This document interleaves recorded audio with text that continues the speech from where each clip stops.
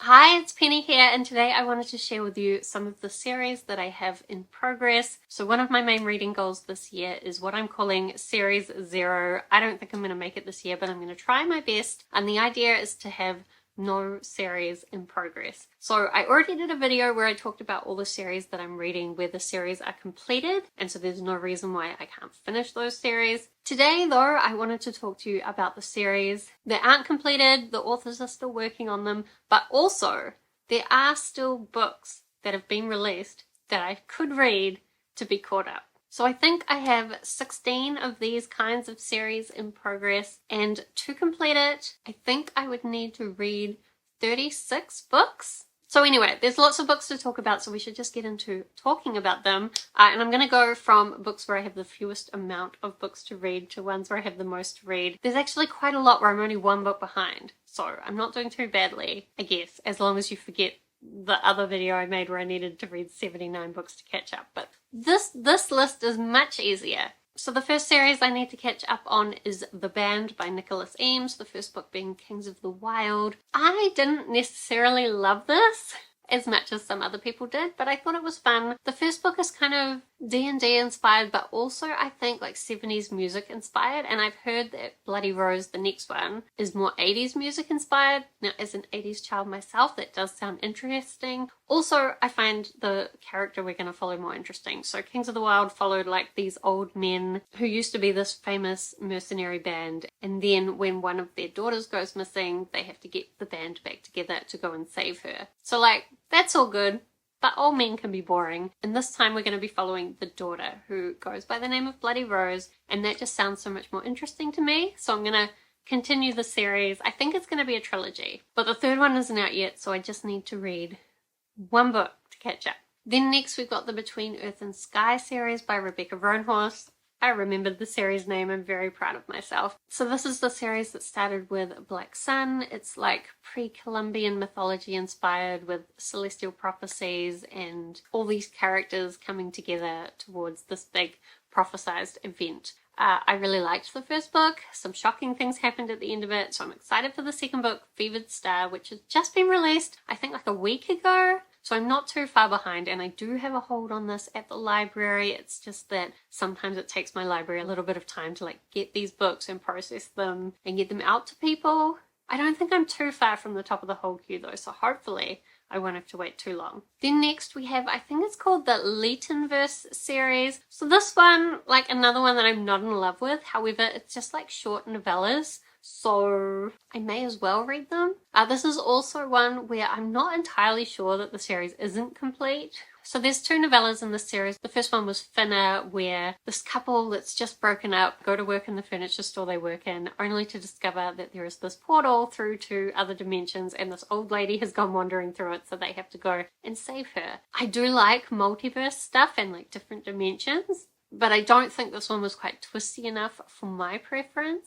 Still, there's another novella in the same world following different characters, I think. So I'm interested to see what it will be like. Then next I have The King of Scars duology by Leigh Bardugo. Now you might say that duology is complete, but it's kind of on this list because I don't know if Leigh Bardugo is going to write more books in the Grishaverse. I wouldn't be surprised if she does. So for that reason, I'm not really counting this series, the bigger series, as complete yet. But I have read King of Scars, the first book in the duology. I just need to read Rule of Wolves. I will say this duology isn't my favourite in the Grishaverse. It kind of takes two stories and meshes them together, and I think it hurts both stories. But it does include Nina, and her powers are the ones that I find the most interesting, so I'm interested to see if she'll do some interesting stuff in that second book. I just said the word interesting like 5 times in one sentence, but you know what I mean. Okay, then we have the Crescent City series. So this one I actually have plans to catch up next week when I get the audiobooks from the library. So I've already read House of Earth and Blood. I just need to read House of Breath and Sky, and then I'll be caught up. And I think at that point I'm going to decide whether I want to continue the series or DNF it. I feel like I'll predict the future here. I'm going to be really frustrated with the whole story, but the ending is going to make me want to read the next one. That's what I've heard everyone else say, so it's probably going to be true for me, given my past experience with Sarah J. Maas. And if you haven't heard about this series, basically it's an urban fantasy where we've got this party girl Bryce who gets involved in this murder investigation, and she also has this angel there to help her. There's a bit of a romance, as well as all these other dramas about different factions trying to gain power and being involved in this murder investigation as well. I was really surprised how much I liked the first book, and I'm trying not to get my hopes up with the second book because of everything I've heard about it, so we'll see how we go. Then we have the Lady Astronaut series. I actually have all of the books that have been released so far, but I know there's at least going to be a fourth book which hasn't been released yet. I've read the first two, so then I just need to read The Relentless Moon. So I'll fit this on a TBR soon. I haven't yet, but maybe soon. So this is like an alternate history where a meteor hit the Earth, and this led to us starting our space exploration sooner because we have to get off Earth in order to survive as a species. So we're mainly following this woman who is highly qualified to become an astronaut, but of course because of sexism, things are made harder than they need to be. And I guess there's just a general theme as well about a lot of people not really believing how much the Earth is at risk despite this meteor having hit Earth. I did really like the first two books, just the themes and the writing style, so I'm really hopeful for the third book. Then we've got another one that I actually have, so the Skyward series by Brandon Sanderson. The only one I haven't read is the most latest release, Cytonic, and I just got it from the library for the second time because I didn't read it the first time I got it from the library, so hopefully I will get to it this month and I won't have to return it without having read it again. This book series is all about these humans that are stuck on this planet. Every time they try to leave, they get attacked by aliens, so they live kind of a dangerous life of struggles. We're primarily following Spencer, this young girl who wants to become a fighter pilot and help protect the planet, but because her father ran away in the middle of a fight, her family doesn't have a great reputation, and in the beginning she really has to fight to be able to participate. However, we learn a lot more about what's going on in the world in the first two books, so I don't really know what direction this third book is going to go in, but I am excited that I'm getting to it very soon. Then, one that I probably won't be getting to super soon, to be honest, is the Stormlight Archives, mainly because I've decided that I want to reread the first three books, and these are chunky, and I want to do it when my brain power is at its best. Also, I just need to do it, reread all of these three and read this one by the time the fifth book comes out. My understanding is that the Stormlight Archives is going to be a 10-book series, but that the first 5 books kind of wrap things up to some degree. It would be quite nice to read all of the first 5 books kind of together if I could somehow manage my schedule to make that work. I don't even know what to tell you about what the Stormlight Archive is about, because it's one of these epic fantasies where there's a lot going on, and when you describe it high level, it's just like everybody's fighting for power and there's some crazy magic going on, which isn't very detailed or helpful. But I really like kind of the way Brandon Sanderson twists things and like leaves lots of hints and then reveals things in a really mind-blowing way. Also, a lot of his characters are really relatable, and the magic systems are interesting, and so I do really like this series. I have these absolutely beautiful editions with beautiful art through them, so I want to get to this, but I also want to make a bit of a project of it, so I have to figure out when I have time for that project. So I guess I'm saying that I have 1 book left in that series, but actually I want to read 4 books in order to complete it. So I'm not sure if it really fits with the books where I only need to read 1 more book in the series, even though technically I only need to read 1 more book to catch up. But it's only my crazy plans that are meaning I can't do it that way. It's my own fault. I did it to myself. Then we've also got the Pinch of Magic series by Michelle Harrison, so I just need to read the latest book, A Storm of Sisters. This one follows a bunch of sisters who have kind of like a witchy ancestry. They have these different magical artifacts that they can use, and I don't even know how long the series is going to be, but there's 4 books so far. I've only read the first 3, so I need to read 1 more. This does seem as well, though, like a series that could just continue with these girls constantly going to new places and getting into new witchy hijinks. So it could be a long one, but it's a lot of fun, kind of spooky, kind of witchy. And so I think I'll just keep reading it. It's a middle grade series. I didn't say that. So they're easy reads as well. Okay, now we're into books where I need to read 2 books to catch up. And we're also going to start with one that's very not middle grade. And that is the Taine McKenna series. I don't actually know how to say the name. It's a Maori author, so I always want to say it Maori, but then I'm like, I'm not actually sure that it is a Maori name. Anyway, this is kind of like a creature horror series. The first book, we basically had a bunch of soldiers and a bunch of scientists and a bunch of people trying to steal some gold, all in this middle of nowhere forest in New Zealand, with some kind of creature making it very unsafe for everyone. It wasn't something that I thought I would love, especially given the cover, but actually,